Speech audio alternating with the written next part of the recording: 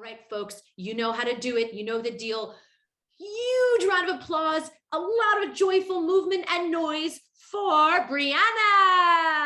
Hey, Breanna. Hey, Breanna. In March 2021, my baby was on the outside, and I was getting to know her in a whole new way.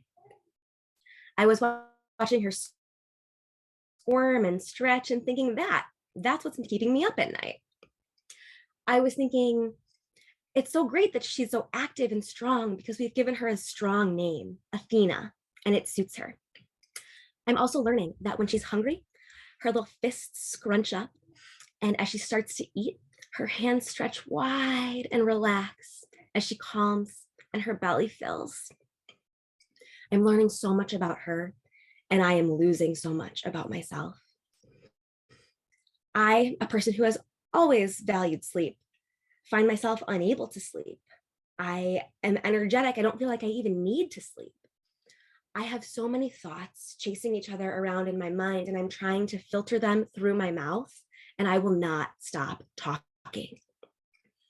My family and friends say that I'm a person they don't recognize. As things progress, I start to have some delusional thinking and a loss of touch with reality, and my husband says it's time to go to the emergency room. Reluctantly, I agree, and I am admitted to inpatient psychiatric care, manic with psychotic symptoms, when my daughter is 2 weeks old. As I'm sorting through what is real and what is psychosis, I am so grateful for my C-section scar. Those bandages across my belly let me know that my daughter is real. She's out there. She's not allowed in, either because of COVID restrictions or because the psych ward is just no place for a child. She can't visit. My favorite note in the 400 pages of hospital documentation from my stay says, patient perseverates on returning home to her newborn infant. Damn straight I do.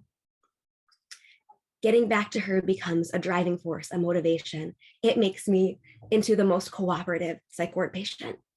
I take every pill readily. I attend group therapy sessions. I have a lot of big feelings about being in the psych ward. I am angry that I'm here against my will. I am grieving this loss of time with my daughter that I will never get back.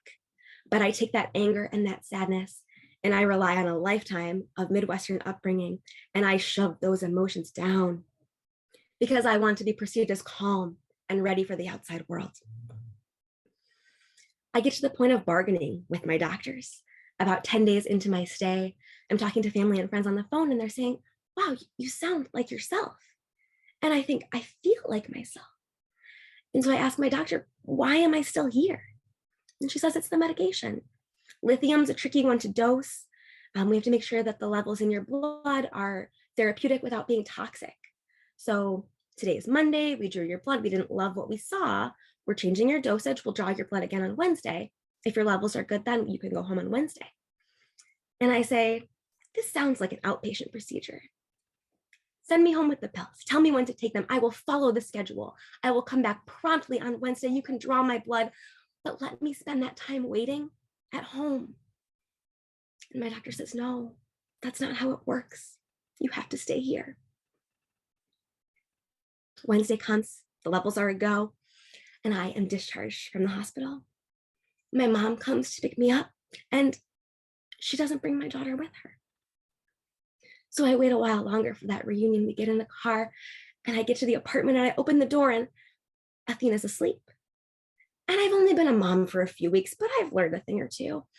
So I resist the urge to wake that sleeping baby. But you better believe when I hear her stir, I am there. I scoop her up out of her bassinet, and I hold her close to me.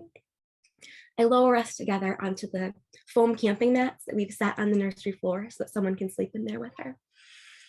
And I feel her just sink into me. And I see her tiny hands. They stretch open and relax. And I like to imagine that she's saying, welcome home. I missed you. Being with you makes me feel full. Thank you. Great job, Brianna. Brianna. I can't cheer because I'm crying.